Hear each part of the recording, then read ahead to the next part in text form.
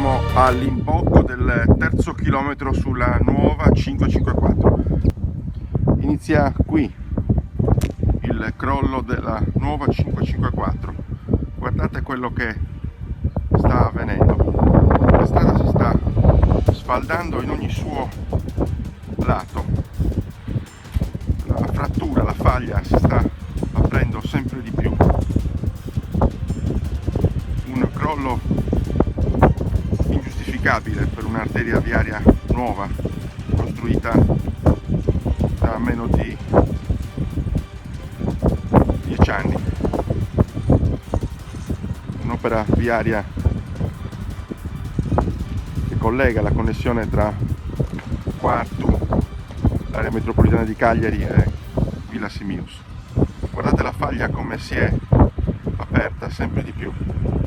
Faglia di oltre 1 metro di larghezza e oltre 1 metro di profondità.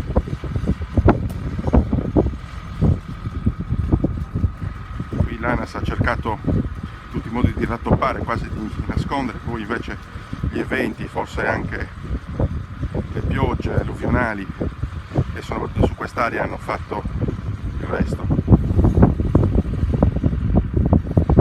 Il crollo qui è stato